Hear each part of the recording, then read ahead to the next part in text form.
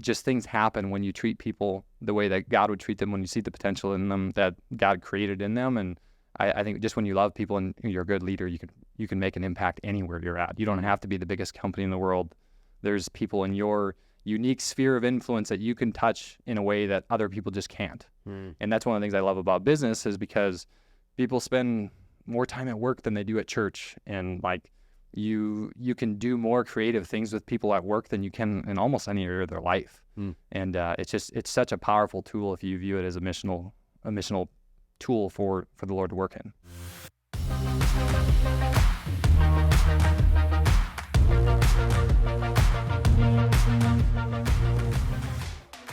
All right, well, welcome back, everybody, to another episode of the Pay It Forward podcast. I am one of your hosts, Keegan Walls, and I am here with our co-host, Austin Steuart. And today we're super excited to have our guest with us today. His name is Ben Steuart, and Ben is a mission-driven entrepreneur. He is the owner and founder of SCP. Was that right? You got it. Got it. Nailed it. The owner and the founder of SCP Supplement Manufacturing. So they're located in southern Minnesota. They have a team of 35 people and 2 facilities.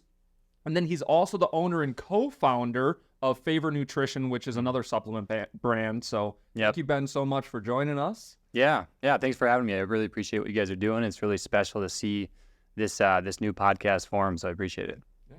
Awesome. Yeah. No, we're super excited. Yeah, we've been trying to get you on for a while. So yeah, we're excited that you were finally able to join us. Yeah, I appreciate it. Thank you.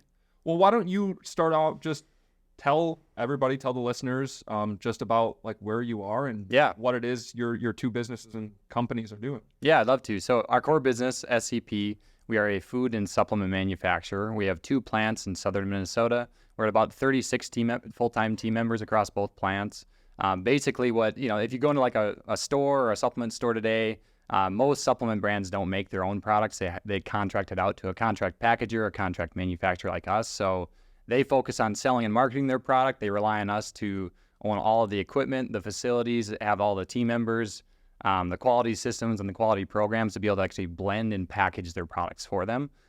So we actually started that. We're in our 5th year of business now. That's our core company. And then in addition to that, we also have our own supplement brand that we just got started this year, which is super exciting. Cool. It's called Favor Nutrition. We're starting off with a colostrum product. It's a colostrum powder. It's great for gut health, immune boosting, energy. It helps with your sleep. Just like the benefits are just endless. And really you think of like the very first superfood anyone ever gets is colostrum.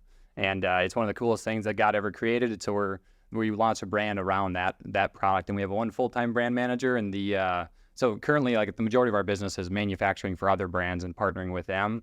And long-term vision is we want to build out our own brands in addition to that. So that's the current business. I've never heard of colostrum. Colostrum. It's the first milking from any mammal. So we get ours from cows, not from people. So it's basically like like the mother when she has her baby or calf or whatever. It's like the first milking is packed with like the most antibodies and just all the things a baby needs to grow and thrive and be healthy.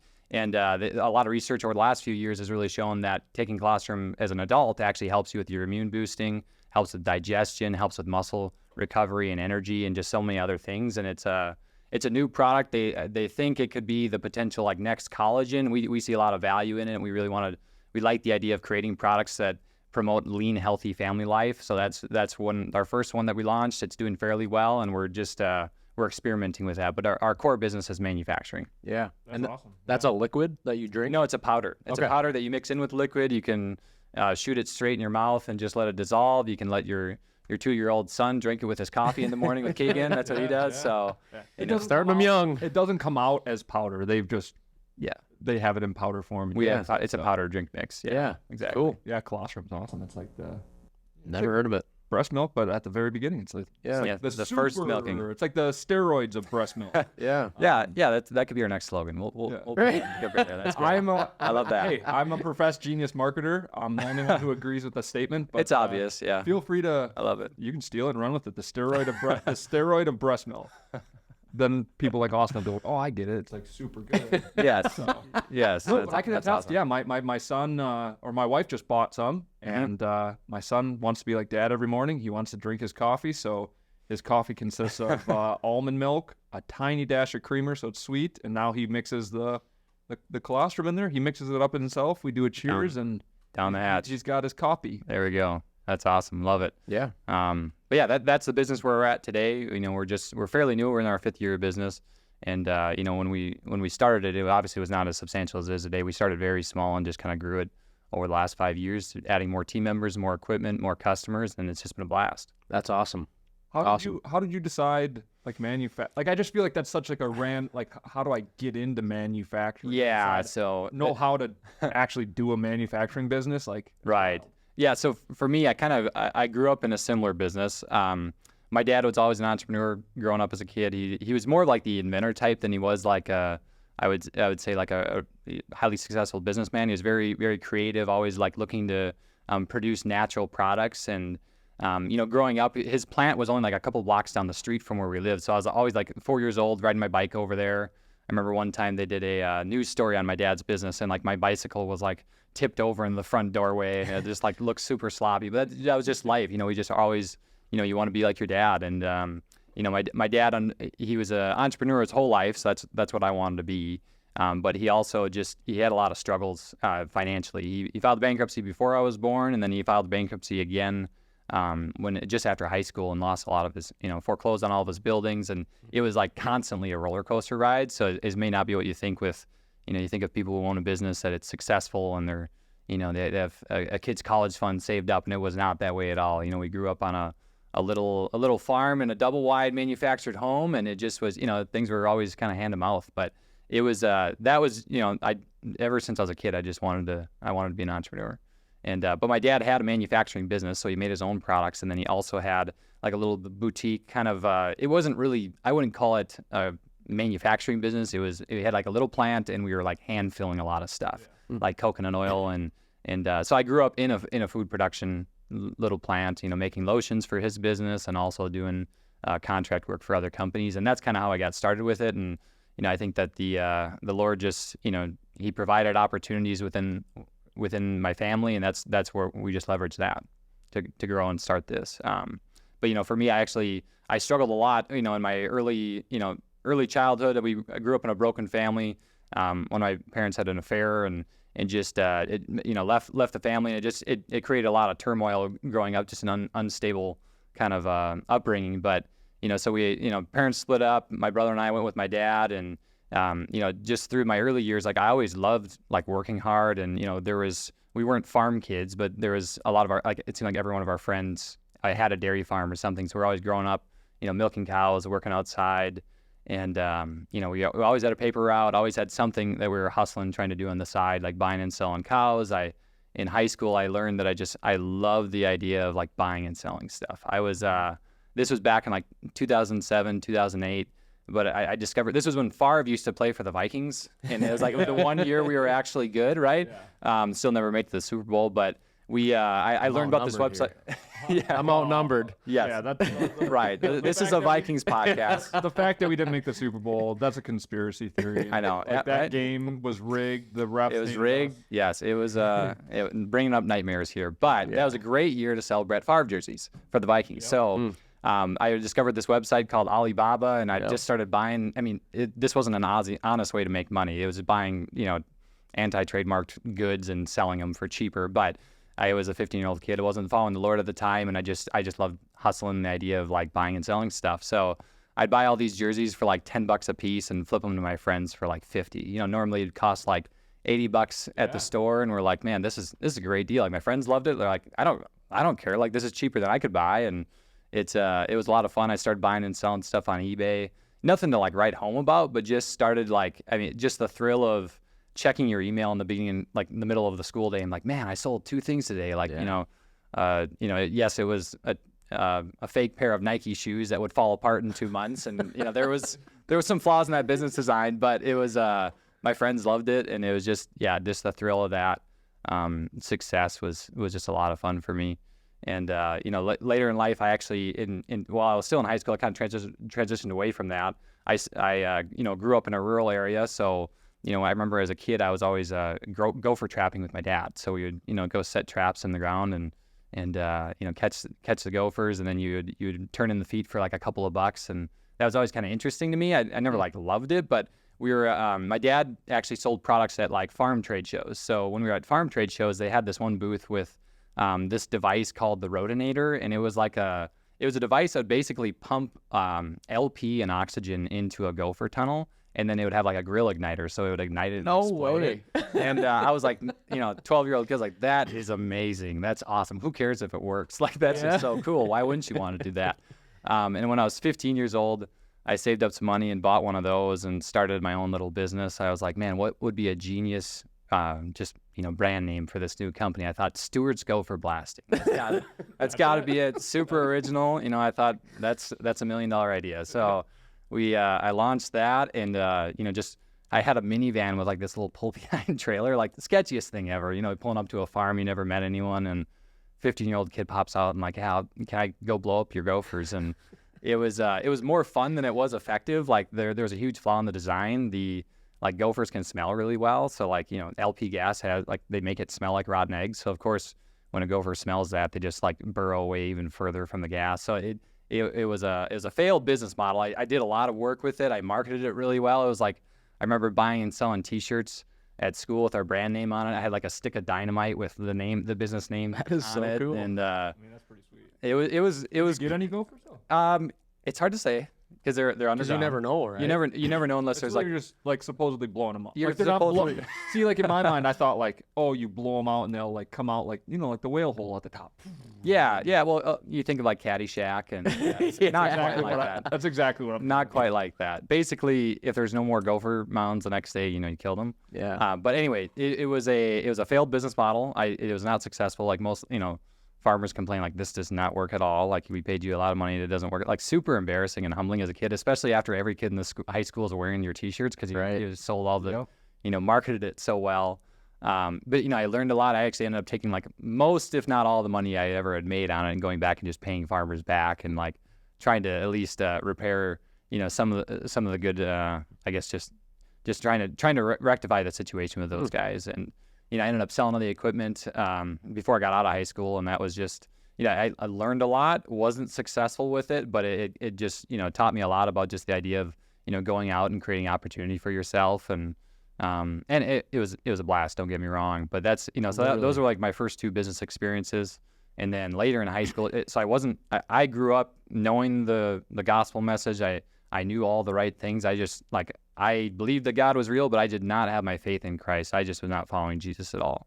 And I had more faith in my own way of doing things than what God was telling me to do. And so unfortunately, I was super selfish. I was trying to seek attention, and I got in a lot of trouble just for the sake of getting attention from people that honestly didn't really care. I just thought they did at the time.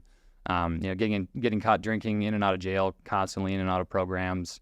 I started selling drugs in high school to all my friends, and I had an entrepreneurial desire, and that was fun for me, but I had no regard for how that was affecting other people. I grew that and kept doing it even after high school, and it got bigger and grander, and not to glorify sin by any means, but just that basically led to me going in and out of jail on probation constantly, seeing a lot of just destroyed relationships, and not to mention just, like what that does to a community when you're that type of person enabling other people to sin like that. At the time, I didn't think it was that big of a deal, but it was really just because I didn't care. And it wasn't until I was, 21 through a series of events of a lot of people praying for me and getting caught, experiencing the consequences of sin, and really just seeing a life of brokenness leading up to when I was 21. And I remember actually I was listening to a lot of sermons. I was praying, and I felt the Lord calling in my life, but I just didn't want to surrender the things that I held most dear. The things I idolized were money, and really just, control and attention. And it was, eventually through my friends getting caught and like drug busts and going in and out of jail and all these other things, I lost all my money, so like eventually the Lord just kept on removing one thing at a time in my life, making it easier for me to surrender to him. And it was one night I was listening to a sermon by Craig Rochelle, actually. Mm-hmm. And it was on the parable of the seeds and the soils, and just they were talking about the idea that you can hear the gospel message, you can listen, but until you actually follow, you don't have a heart of good soil. And I remembered like crying in my bed late at night, listening to that, and I was like, all right, Lord, like I'm done with this. Like I will go all in. Whatever you want me to do, I will do. And at the time, I didn't have any good friends. Like it was, you always hear growing up, like you are who you hang around with, and if you want to, you're the average of the 5 closest people that you hang out with, right? And bad company corrupts good character, and I did not have any friends that didn't smoke pot or drink every single weekend. And I remember praying like, Lord, I don't even know who I'm going to hang out with. Am I going to sit in the closet or what am I going to do? Because I don't have any good influences. And I just prayed that the Lord would replace the relationships in my life with ones that could just encourage me and steer me in the right direction. And that eventually through a series of events, I saw transformation happen in my life. I was changed the moment that I put my faith in Christ and really had that heart transformation, but I still had a lot of sin. And over the next couple of years, the Lord really took me through just a series of renewing my mind in so many ways and just redeeming my life and the relationships that were in it and just making me just completely different person than I was in high school and leading up to 21. And, during that time, I was actually working for my dad's business. So my dad, this was right around the time my dad was filing bankruptcy a second time. And I always wanted to make my dad's business successful. Like that was my dream. I'm like, man, he's been working all these years. I want to make that a success for him. So I was really passionate about that. I loved the idea of business. I remember at that time, for whatever reason, the first business book I listened to was Donald Trump's The Art of the Deal. And like that was the one I was like, that's awesome. I loved how he just was a opportunity creator and he was bold and just took risk. And, like that led me on to other better books and people to follow. And it was, that was really just the start of it. So like at that time, I was also working for my dad and I started going to First Free here in La Crosse. And through a couple of Bible studies, actually with Rod Holm, he had a young adults ministry, and I went to that. And great friend, really just helped me grow in a lot of ways, especially with business. And then he connected me with some other business mentors like Dave Twite and Dave Scogan in the area, and just seeing other Christian men that were really good at business, God gave them the skill and potential of being great businessmen, but seeing like their passion for using it in a way to serve other people and really to glorify God, and just seeing the transformation that they could participate in because they had that business and they let the Lord use it. That just really inspired me to, okay, God gave me these gifts to create opportunity, to create wealth, some more than others, but like he gave me the skills and desire to do that. So like, what is it? Is it for me or is it to serve other people? And, I finally realized that obviously it's not for me, it's to serve other people. And like, yes, God gave me potential, but that potential isn't to serve myself. So seeing these guys carry out that vision and serving other people is so inspiring, so cool. I knew that's what I wanted to do.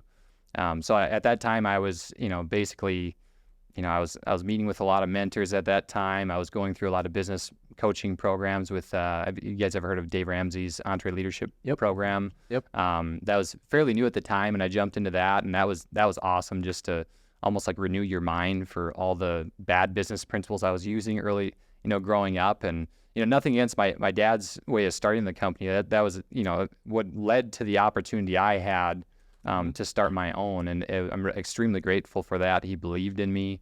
It just was a different style of business than what I wanted to do. And, while I was working for him and managing his business, I had other mentors speak in my life, and they could see that the way that my vision and the way that I wanted to grow the business was going to be different than his, and it was always going to kind of clash. So they advised me on, I think you should look at starting your own company rather than trying to grow your dad's and eventually buy his someday. How do you make a plan to start your own? And because I was working in manufacturing, that was naturally what I was learning and trying to apply myself towards. So I had a mentor that said, I think this contract manufacturing thing, it probably has some opportunity. Like you should look at growing that. And that was it seemed like he had like a fortune. It seemed like you could just tell the future at that time because it grew so much in the last 7 years, and it was a great time to get involved in it.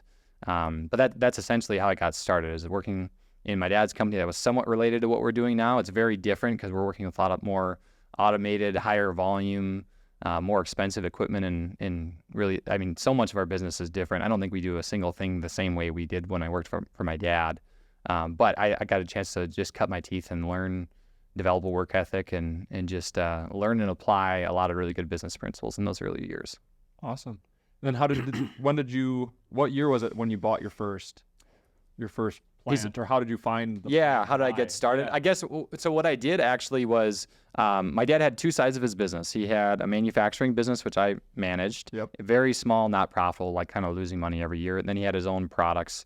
We made a transition plan where he was going to keep his own business, and the part that I was managing, he had a lot of debt on it. So we actually worked out a deal where I was able to manage that and basically inherit the debt that he had. And there was a lot at the time. It doesn't seem like a lot now, but at the time it was a lot of money. And the business wasn't profitable. Like, it was probably losing at least $100,000 a year, right up to the point when we started our company. So what we did is I had a little bit of a runway to, while working for him, to build my own customer base, pursuing new contracts. I was investing a lot of my own money in equipment at the time so that I could just, I could start improving what we were doing. And then we had a transition date where I bought his equipment from him, started my own company. I gave him a small percentage of our new business, and then I rented his manufacturing plant from him. And we had a time where we were making his products for him as well. So it was a great solution and a win-win. It wasn't as good as like buying a profitable manufacturing business. Like, that would have been great, but it also wasn't as risky as like just starting out day one. You have nothing but just spending a lot of money until you hopefully figure it out. So that I'm really grateful for the way that my dad allowed me to start that. It wasn't free. He didn't give me anything. It was like everything was earned, but he gave me an opportunity to work and improve something there. So that was really exciting. And it's very rare for people in our industry to start off the way that we did. I mean, like, the Lord just provided so many opportunities. Like, I can't say it was because of my own ability or work ethic. Like yes, there's some of that, but it's all God given, and there's just opportunity after opportunity and person that the Lord put in my life to guide me through the inexperience that I had, and really just a lot of stupid, just foolishness. When you first start out, it's like you don't even know what you don't know, and like that's really dangerous, because when you think you have this business strategy and you're like, oh, I should go take out this loan for this machine, it'll work great.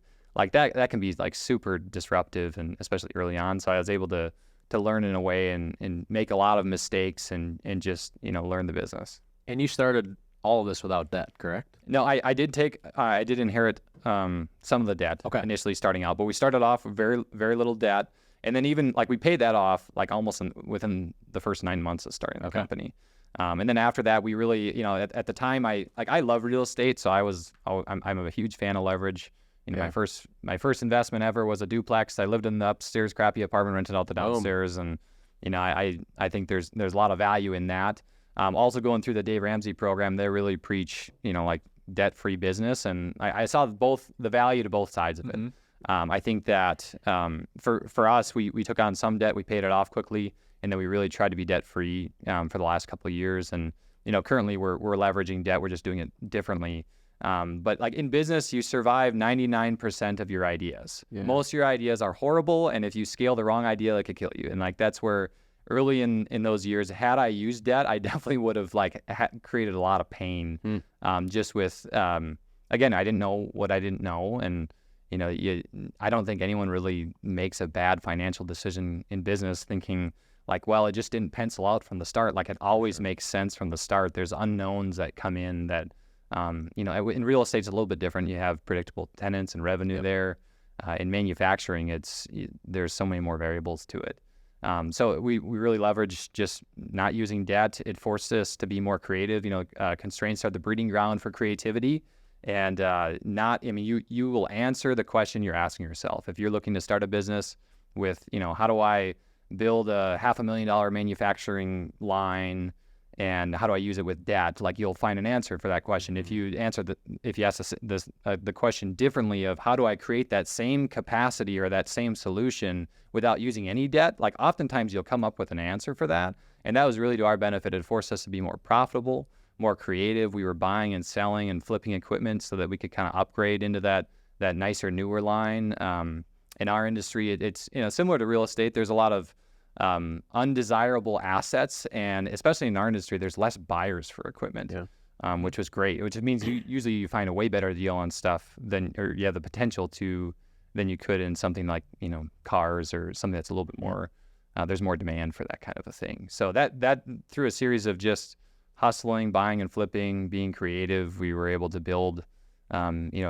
Went from like old crappy manufacturing lines and like slowly upgrading and now today it's just amazing to see what the Lord's done through our company. So what are some sacrifices that you had to make to start that? Because I can't imagine that's a normal thing for a manufacturing business to do, to operate with very little debt, because a lot of those machinery and automations is a ton of money, right? Right, it definitely is. I can go open up a real estate office out of a coffee shop and meet with clients and start selling houses and like build my business off of that. But to manufacture, there's a ton of overhead, right? Oh, for sure. Yeah. So what are some sacrifices that you had to make early on with the mindset knowing that I don't want to take on all this debt? Man, that's a good question. Man, I think there's a value to being frugal. Like I said, the first, I got into real estate early and never got into big, like, most people, but it's just, I bought a duplex. I had a very low cost of living, drove a very cheap car, a couple $1,000. I never had anything, really flashy. But, like my first house was a duplex. My second house was a $60,000 foreclosure. And like, I had a lot of room to fail. And I think like the value of being frugal is it allows you to take on more risk, especially in those early years. There's many times where I would be I was driving to like, somewhere to pick up this piece of equipment I found, and it would be like a $40,000 piece of equipment with like a $2,500 truck. And I'm glad I'm out of that season, but like there was a lot of value just being scrappy and lean at that time. It allowed us to we could take more risk because we weren't.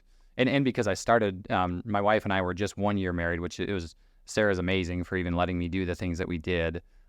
Crazy supportive, and just none of that would be possible without an amazing spouse. But just, we were very frugal. We didn't have a lot of people depending on me. And that's one of the things I love about, like, if I was going to advise anyone, I think it is great to start a business when you're in your 20s. Like you have time, and like, man, the older you get, you have less time available. You have more obligations. If you take on a project and you're like, man, this is going to take way more time or more money, like you can literally just, provide sweat equity and get yourself out of it, where that's not as easy later in life. And we definitely used all those resources and time we had in the early years. Yeah. I think it's come up on more than half the shows of the importance of buying an owner-occupied duplex, living in one unit, living debt-free. Like that was my story early on. Same deal. Lived in the top unit in my duplex, renovated it. It was not nice, but it wasn't a dump either. But I was able to build equity into it, basically live for free, no consumer debt, no car loans, no student loans. And that's what gave me the ability to really go at business, right? Yeah. And I wasn't married at the time, so I knew I could fail. And if I had to go do a couple landscaping jobs and make a few $100s to pay for my groceries, I could. But that was my risk, right? Yes. I wasn't at risk of losing my house. I didn't have any payments or people that I needed that depended on me to support them. So, man, I could not agree more with that. And that same story for me. So that's a really good point, though, because it's so counterintuitive. Of when you're young, if you aspire to do something bigger, that's the time to sacrifice. Yeah. In a lot of ways, But when we're young, that's when we don't want to sacrifice. Right. Sometimes we just don't have like the maturity or the life intelligence to be able to do so. And dude, that's the time to do it. Like that's when you have time. Like that's so important. Yeah. And I don't know this to be fact because I'm 26 years old, but I've seen that people say, "Oh, I used to have the drive you do, or I used to have that hustle and that motivation that you do," and I don't know if that's lost over time or not, but I know I got it now. You know what I mean? And I don't know if I'm going to have it when I'm 50 years old and, God forbid, have kids. And you know what I mean? Like, I don't know that I'm going to have the same drive to succeed in business at that time. So, man, leverage that. And I have friends that want to do what we're doing now, and they're 40, 50 years old, and they have families, and they have a big house, and they have nice cars, and it just it adds much more complexity to the situation to be able to do that, a ton more risk.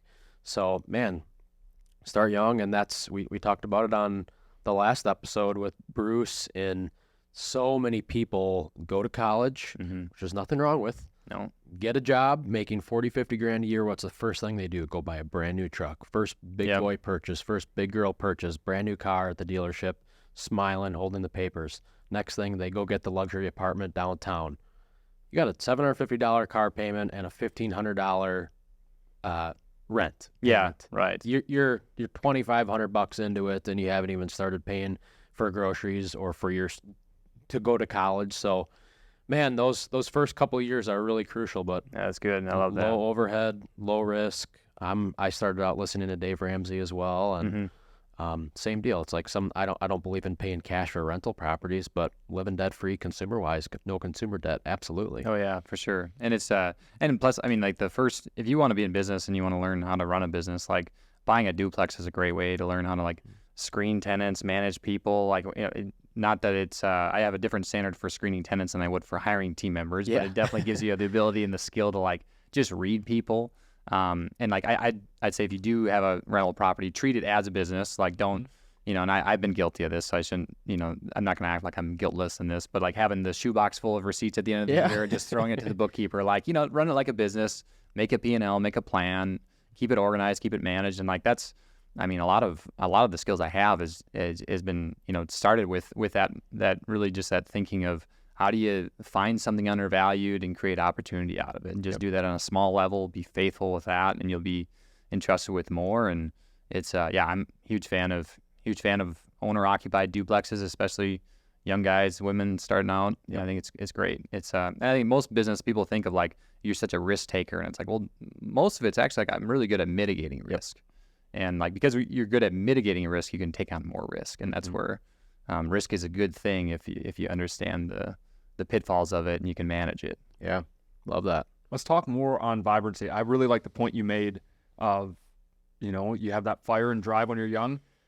Now, I think you can continue to have that drive. I think the bummer, and this goes way beyond business. This goes into marriage. This goes into your relationship with Jesus. I've heard over and over and over again, when I was engaged and about to get married, my least favorite thing ever was, well, enjoy it now. Or like, oh boy, you're still in the honeymoon. I said, like, that would just, something in me was not okay with that. It was like, in a crass way, I suppose. It was like, well, I'm so sorry that like you're in an unhappy marriage. Yeah. But just because that's what happens, or that's how people feel, like we almost expect that that's what it has to be for everybody, and we normalize losing that like gumption, that fire within. We do it with business, we do it with marriage, we do it in our faith of, well, when you get older, just no. Well, maybe that's because of actions that we take. Yeah. Maybe I stop understanding what's my purpose and what's my why in business. So when I lose my gur for business, maybe one of us in our marriage stopped pursuing each other and loving each other the same way we pursued each other before. And maybe that's why you lost a little bit of fire in your marriage. Maybe I'm not spending the same amount of time in like meditating and spending time in the presence of the Lord as much as I was when I was younger. And maybe that's why I'm losing some of my fire for the Lord. Yeah. I think you chose the option of losing it. I can continue to have that fire and that gur. Yeah. I think it changes. I think our vibrancy changes. We become wiser and we become more intelligent as we go on in life, right? Life is a great teacher. We become more mature. Yeah. So it looks different, right? When I was like a young new believer, I made some mistakes, but it was out of passion and love. I think the Lord had grace for it, because it's like, all right, what you did, okay, that was a bit much, but it was out of love for me. Got it. So I stopped making some of like those mistakes, but that fire and that vibrancy, we lose it and we become okay with it because we just say, well, that's just normal. Right. It's not normal. It's choices. Yeah. Belief drives action. If you believe that, your actions will follow. For sure. 100%. And so for you and your business, obviously you're passionate about it. Have you seen any changes in like what, like now owning the business, now being like years down the road? Is you're not questioning whether or not your passion's still there. Yeah. Like, have you seen like a shift on, I still have this passion, but has it like shifted away from that's good. Some things? Like, has it shifted more towards like employees, the customer, the brand? Like, has it changed a little bit? No, that's a good question. I think when you one thing I've noticed is like when you first start off in business or real estate or whatever like role or career that you're in, oftentimes like more can be a really good motivator, and it's not necessarily a bad thing in and of itself, but like, like what's your vision bigger? Like I want it bigger, I want more. And that can be good to a point, but eventually you get to the point where you're just chasing more and more and more. And and I have a friend that has a business coaching program, and he talks about the idea of 10xing something is not a solution. It's if it's not defined what you're trying to grow, then you're just growing it just for the sake of growth. And for what shall it profit a man if he gains the whole world but loses his own soul? And that's by definition what that is. So what I found is for me, the more that I double down on what is my mission really, what is the impact I'm making from an eternal standpoint, that carries my motivation far more than that initial drive ever did. I've seen, areas of my life in leadership where I was motivated for more and building it bigger and faster and, whatever more was. And I've definitely seen where drive has dropped off after achieving something and seeing the finish line move a few times. You start to lose a little bit more. I guess you have a little less drive, a little less more gumption. But when you really tie it to something meaningful that's lasting, that's where I think the key is, just to give yourself a longer, runway of motivation, I guess. Yeah. Start with why. Yeah, that's good. You have to. Yeah, for sure. So your plant is in Mabel, Minnesota, right? We have two plants. Two We plants? have one in Leroy, one Okay. in Mabel. Our first one was in Mabel. Yeah. Okay. When are you going to come to the right side of the river? It's always up for debate. No, we love the plants that are in our communities now, and part of our vision is that we really want to grow and multiply what we're doing in those plants in more communities. So we wouldn't be picking up and moving, but our vision is to keep those plants thriving and just replicate what we're doing there. Yeah. In more facilities. So Mabel, Minnesota is not necessarily the metropolitan No, it is not. part of Yes. Minnesota. So Definitely how many? not. What's the population? It's 500? 700 people. 700? So Yeah. we're a little bit more than that. but Okay. No, So, it is small. How do you find good employees in a town, in a rural area that small? Team of 35 people. That's a significant portion of the entire Yeah. population of the town, right? So Right. how do you It's find? almost 50% of Mabel. Yeah, I guess you could say that. I mean, Yeah. it's well, most of the people they're not from Mabel. I live in town there, but it's in rural communities. You have people driving from every direction to get to that area. But how to find good employees, man? I think is it tough because of our location? I'd say yes, but also no. In the early years, it was a little challenging. We had to get creative. For us, our business runs on people working very fast and very hard. And most of American culture is not brought up that way. So for us, we're in Amish country. And we had really good connections with a lot of the Amish families. And, so in the early years of our business, it was a lot of Amish women working in our plants because women are just faster than men at small, you think of repetitive tasks. They're just more, men are clumsy. It's just the way God created us.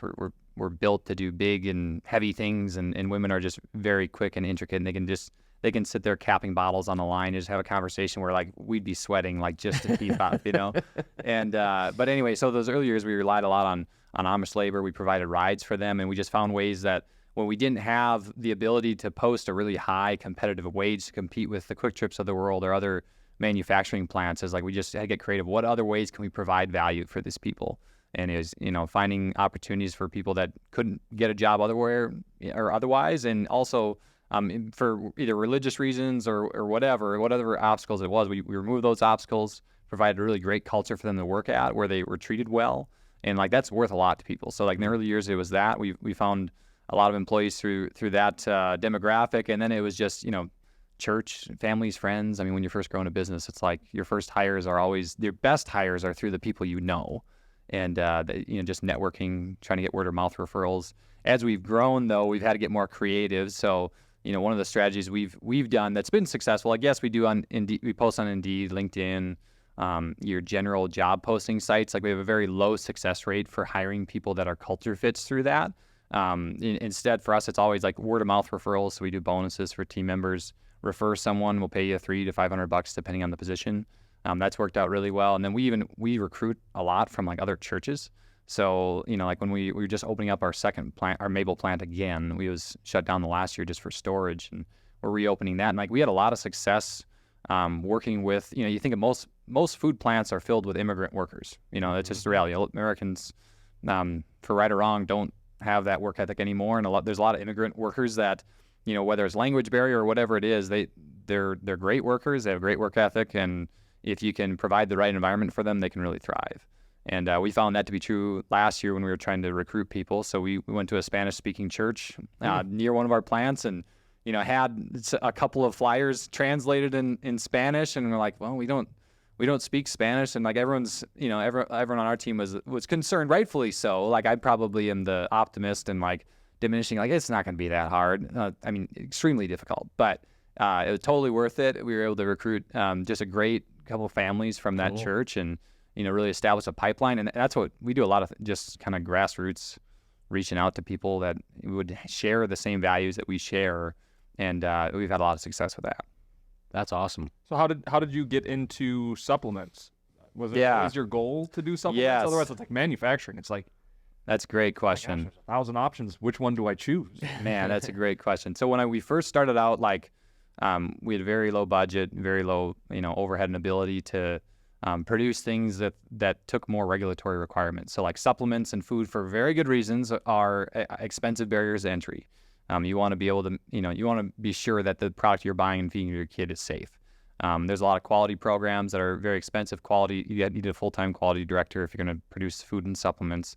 So early on, we didn't have that, so we had to produce other products. I always wanted to produce supplements and food, like products that we see a lot of value in, that people can be proud of, like going in the store and seeing it on a shelf and knowing that they produce that is really cool.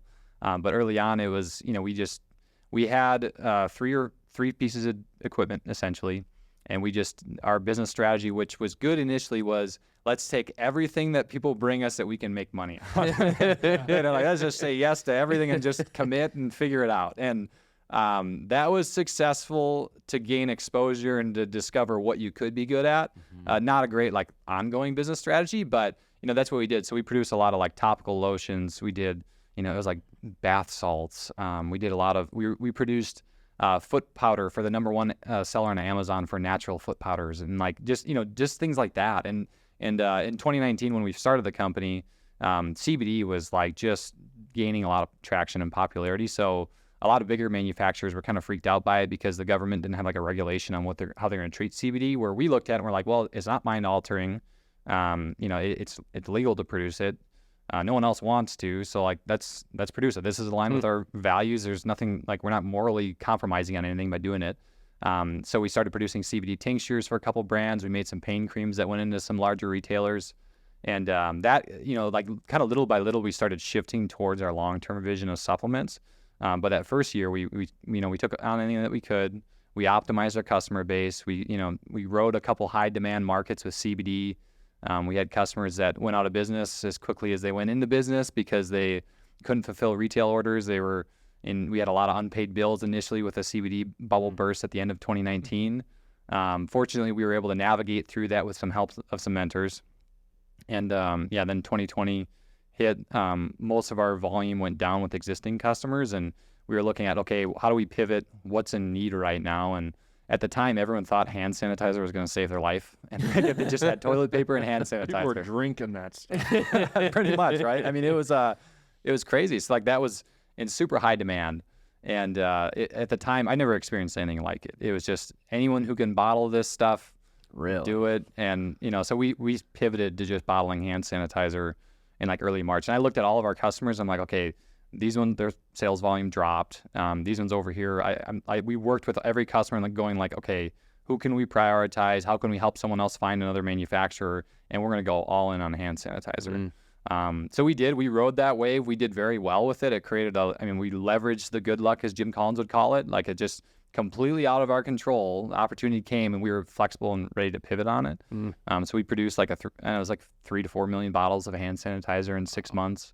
We had our own brand of hand sanitizer that we sold in different, festival supermarkets and other just stores across the Midwest, which was cool. It was like a 3-month brand, so like we intentionally ended it before the bubble burst. We even had this one customer that they like scheduled out 2 weeks of the production with us. A small plant, and this is one of the things like our company values is problem solver. So we see problems as opportunities. The bigger the problem, the bigger the opportunity. And in business, you are paid to solve a problem. Like that's pretty core business fundamental. But for us, we really wanted like all of our team members to really look at problems with excitement and think like, okay, how can we solve this? What kind of opportunities behind this? and really, not look at it as a frustration, but just as an opportunity, a good thing. And one of our customers, they shipped us it was like 3 truckloads of product, which at the time filled up our plant. And they're like, okay, we're gonna run 2 weeks of production with you guys. So we're telling every other customer, like, no, we can't bottle your stuff. No, we're focused on this. And then last minute, they called us and like, hey, our customer canceled our order.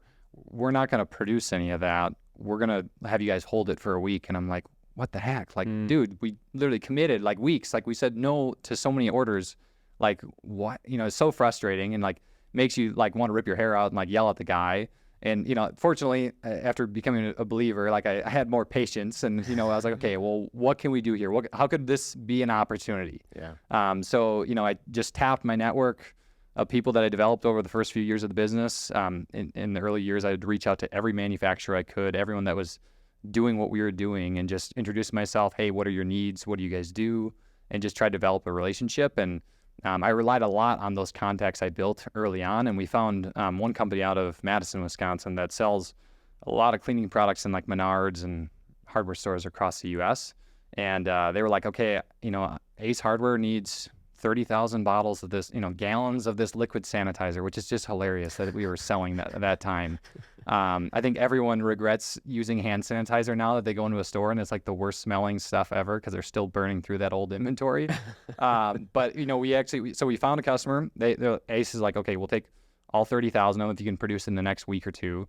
And then we had to negotiate with the customer and okay, you need to help us get out of this mess. I can buy all this inventory from you. And we created a brand and flipped it all within 3 weeks. And it was one of the most exciting, fun opportunities we ever had.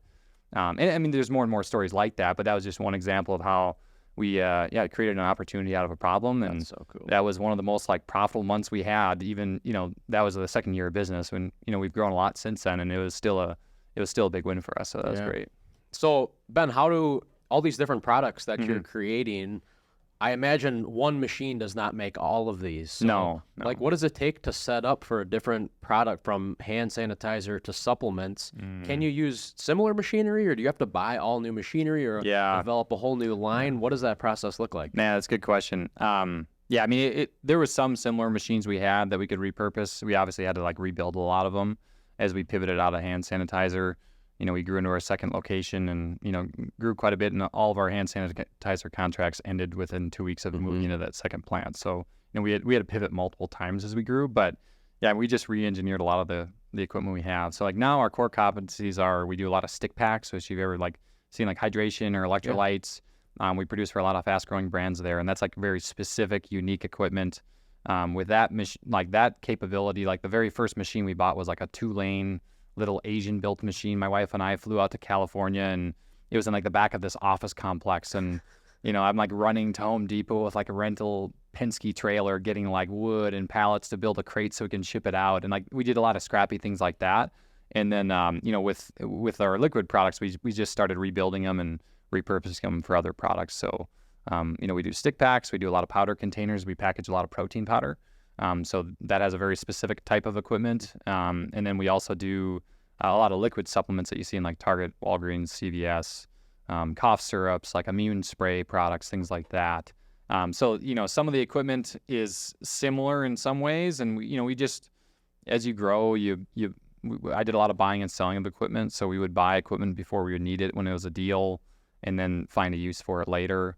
Now we've kind of grown to the point where we're buying higher quality stuff and, more and more new stuff than we did before. But it's just a process of, over the course of, 4 or 5 years of learning about what different equipment exists, building an acumen for it, and then just identifying opportunities that would align with those assets. And is that something that you had the skill of knowing how to change the machines and stuff like that? Or no, man, no, not at all. So when I was a kid, all my friends, their dads were mechanics. And when I was 13, my dad made lotions. So my friends would make fun of me because I didn't know what an alternator was. And it's guys, you have a very distinct advantage over me in this area. So I was very embarrassed growing up. I didn't know much about mechanics. Yeah. And I'm not a natural engineer at all. We have some amazing engineers on our team. Thor, one of the guys we've hired, talk about an example of hiring someone to do something you're not good at, great engineer, phenomenal, way better than I could ever be. But I did have to, in the early years before we could afford that, I did have to learn an acumen for it. And it was just, I was passionate about what we were doing, and that kind of just filled in the gaps of the knowledge I didn't have. I relied a lot on talking to other people that knew what they were doing on it, and like, okay, just teach me. I know nothing. Like, what do I need to do? And just like, I think just drive and passion kind of filled in the gaps of what I needed to at least get the business started. Great. So when somebody goes shopping, what's like your most known, right? We know, Yeah. man, I'm at festival, I'm at Target. Mm-hmm. Ben made this, or Yeah. helped package this product. What's Yeah. like the big one? So like the trouble is, like, in our business, a lot of brands have like confidentiality agreements, so we can't like broadcast it. But if you go into like Target, Walgreens, when we're off this podcast, I'll share a few brands that you'd recognize. But we do a lot of stuff, and we actually do one product that we can share. We're doing all of Walgreens, like, if you've ever seen like a neti pot, and like there's a little salt packet. So like just next week we're actually starting the project where we're going to be producing all of like Walgreens and CVS's like salt packets for that, which is like super off the wall. You would never think of that, but like that's a huge need for a manufacturer to produce that. So that's one example, but you can see a lot of the brands that we produce for in major retailers. Cool. Super cool. This question wasn't on the list, but it just kind of popped into my mind here. So a manufacturing business is like crazy operation heavy, being efficient in what you're doing.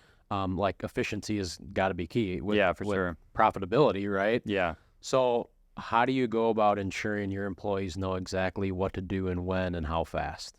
I think for us, we built the plane as we were taking off. Okay. We were learning as we go, and this is where a lot of my team members and guys on my leadership team are excellent at this. I'm not that good at it. Like I'm pretty good at like going in and experimenting with something and like problem solving and collaborating, but I'm not. I've learned to become a process guy. I'm not naturally that. Okay. So we have a quality director, Josh, that joined us a couple of years ago. Phenomenal guy. Like really, he owns a lot of the quality, making sure that what we're producing is safe. We have a guy named Tim Scarin, a great plant leader. He's HR. He does a lot of quality processes and things like that. Develops those processes, like super detail oriented, and really has a appreciation for things being right. And that's, you really need people like that on your team. So they've helped us build that, helped me build an appreciation for that, and that's really where a lot of the new projects we start off with, though, there's an experimental phase. It's like if you buy a new machine, that someone might train you on it, but there's still like you got to be the expert of that machine. You can't outsource that expertise. Awesome. Yeah, that's really cool. Say there's somebody, they're in their early 20s. Yeah. They have that desire to be an entrepreneur, to grow. Maybe it's not manufacturing, maybe it's not real estate. They have a desire to start a business. What's step one for them? Man, I think step one, I mean, the reality is like you can chase something for the wrong reason. And like I'm going to tell everyone, like for me, the reason why we had success in business that in a way that was meaningful, like from an internal standpoint, is because I got my heart right with Jesus. And until I made him, until I allowed him to be Lord of my life, like none of it would have been worthwhile. It would have been all for selfish gain. Your business and career is so short compared to eternity. And if you're not doing things that, I mean, if you're building a business or success for reasons you're going to regret later in life, like what's the point of even starting? So that would be where I would start off with. And then beyond that, I think it's just, if you do have a relationship with Christ, I think just think about the need that's out there for really good business, Christian business owners, Christian leaders. Like there's like the opportunity is endless for there to be improvements in how we lead and develop people. And I think the more you can just really develop a vision for your life on what that could look like, praying through that vision, make it visceral, make it emotional, and like what kind of impact do you want to have in your life. I think if you have a really clear vision on where you want to go, and it's something it's big, it's faith-filled, it's been prayed through, and it's aligned with what God's calling is on your life, like the answers just come naturally. Like the strategy for the how-tos, when you know where you're going and you believe you're on the right track or that you're going to get there, like the decisions and actions are just obvious after that. Yeah, I found that to be so true as well. So you said, where you're going. So what are, next 3 years, 5 years, 10 years, like, where do you hope your business to go, or business or personal life? Where do you see yourself in the next? Man, I appreciate that. I think, for us, we have a very specific vision charter for our company of like what specific things we're trying to attain in the next 3 years.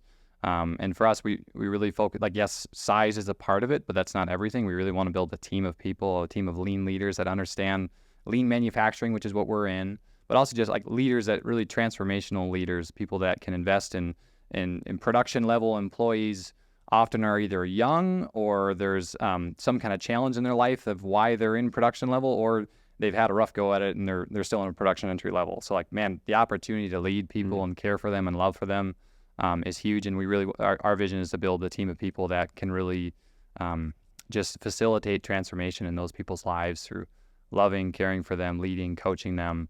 And like, that's first and foremost. And really the vision for us is that we want to be able to create processes around how do we do business, creating an economic engine in a facility. How do we develop people? How can we really lead transformation in that way? And we want to duplicate that in other facilities across the Midwest. We want to have more than one facility, and we think that we can, with the right leadership, you can, the opportunity is endless. You can really make an impact in more ways than just financial. That's awesome. I love that. Do you have any stories that come to mind of how you've been able to make an impact in I love that. employees? Thank you. This is one that I was thinking about this morning. And so we have one of our team members, she's in a season of life that doesn't allow her to be as physically active. And our plants require people to be on their feet, working fast. And when we first hired her, that was a concern that we both had, are you going to be able to have the energy to carry it forward? And we were able to, it's so cool. We were able to, she just committed and she stuck with it. It was really difficult for her. And eventually we found that like she has a really amazing gift for quality. So we put her on like one of our highest lines, and like we need a full-time quality person watching. And she will watch thousands of bottles, and she'll pick one with like just the smallest defect in the plastic of the cap. And it's like she'll have a table of like rejects that she's pulling. And I'll go over and they're like, what are all these rejected for? Like, these look fine to me. And she like puts it under an LED light and shows me this little fleck. I'm like, I don't know how the heck he found that, but that's amazing. Like, it's just incredible that like God created potential in every single person. Like, I'm not more important than anyone else just because I own the business or because I'm in a leadership position. Like, everyone is important. God created them intentionally and with a lot of potential. And I think that when we realize that really, it gives me a lot of excitement for like, how do we develop people and really see people. But with that specific individual, there was one morning, we do morning huddles where we use to develop our team members, teach them, about our values, our mission, and we'll go into detail on like how the business works. So one of the things I'm really passionate about is like having a transparent like financial model for the business. I want people on the production level to understand like, how much money do we make on this bottle? What's our cost? What's labor? Like, what do we actually make when we produce something? Because the more that they understand and are equipped with how our business works financially, like the more we should be able to succeed and be able to make improvements, and they can make decisions faster. And I got done doing this huge talk, and like, afterwards we break and everyone goes to their lines, and I'm going to check in on people, and I'm seeing her, and so I go up to her and I'm like, oh, like, how are you doing? And she's got tears strolling down her face, and I'm like, oh no, like, what did I say something stupid? Like, what did she mishear me? What happened there? And I was like, what's wrong? Are you okay? And she said, I've never worked in a place where they will trust us with that information. Every other factory I've worked in, if you touch a machine that's broken, you get yelled at.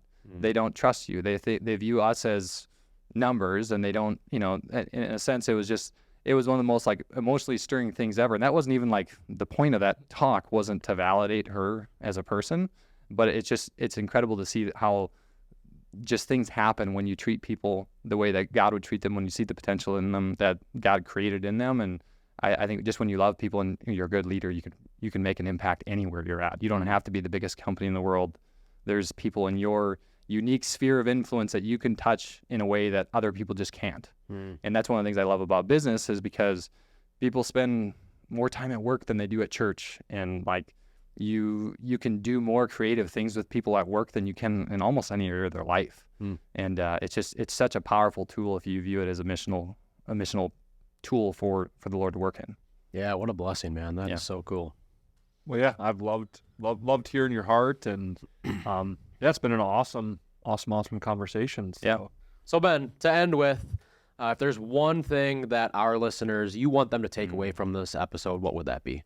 Man, I think, there's so many things, but I think just going back to the vision piece, like if your vision for your life is aligned with God's purpose for your life, like spend time on clarifying what does that look like? What's the type of leader that the Lord wants you to become, the kind of impact that you want to create?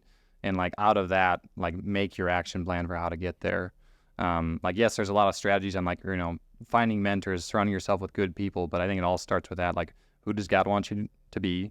you have a relationship with him and create a vision out of that. Yeah, love it, man. Amen. Amen. Well, thank you so much Awesome. for Thanks, coming guys. coming on the podcast. Yeah, it's been awesome, and yeah, thanks for the product that we Yes, now have you're in welcome. our house, and Thank you for the support. I'll keep my eyes out for the neti pot salts coming out. But, Yes, yeah, I'll send you some of those. Sure. yeah. Where can our listeners go to find out more about you, Ben? So I'm pretty active on LinkedIn. Just follow Ben Steuart. That's where I spend most of my time if I'm posting any other content or things that listeners could benefit from on LinkedIn. Yeah, cool. Thanks, man. Appreciate you being here. We'll link your stuff below. But yeah, again, thank you so much for being here and for being you. Awesome. Thanks, guys. Appreciate it.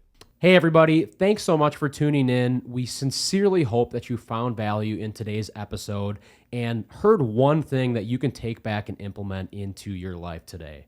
As always, we appreciate your support and hope you can find a way this week to pay it forward.